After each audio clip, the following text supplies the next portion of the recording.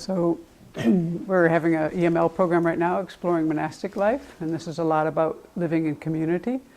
And so I just wanted to share something from Thich Nhat Hanh's book about living joyfully together. And I think it might work for more than monastic communities, but I do find it a little challenging, and I also have found it helpful. So see what you think. He kind of made this reference of our job. Our job is like Dharma practitioners or community members. And I found this helpful. And a lot of it was about contributing how we can with our body, speech, and mind. That sounds nice. But then he says, and putting our hearts into study and practice, and that's easy to go with.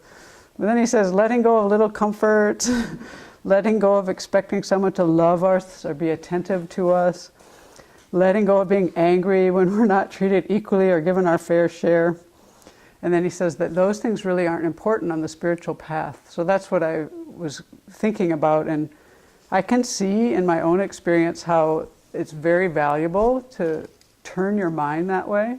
But I have to really think it through, because especially when it comes to the one about fairness, it's like growing up in a society where, democracy and, equal rights and having a fair wage, similar wage for similar work, that's something I believe in. So then how do I work with this? And I looked at my own experience and I thought, well, it's kind of like Venerable Chodron says, we do say inside, it's not fair.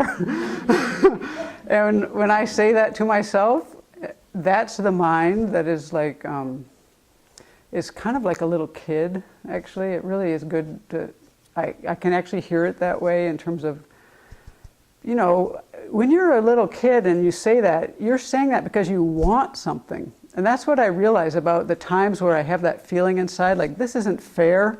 And I look at my own experience, I'm like, I'm always wanting something, and it's always kind of large, and it always has a lot of self-concern, and it has very little thought about others. So although I think it's really, so the way I take this is this is a mental training. And in order for me to work for equality and to work for, okay, I might call it justice and then think it was more noble. But even if I was going to work for that, if I still had the mind that was like, I want what I want, that's where I was really coming from, then I wouldn't actually be able to work for those things in a really beneficial way. I would probably set up some kind of divisiveness, some kind of, I think I would run into problems. Whereas I think if I work with my own mind and kind of clear these things out and look at where my motivations really are, then I can go forward and actually, have behaviors and words that are more suitable to the occasion, even in working for equality, even when it's not fair. So I just think, I think that might be, is very beneficial in this life, living in a monastic community.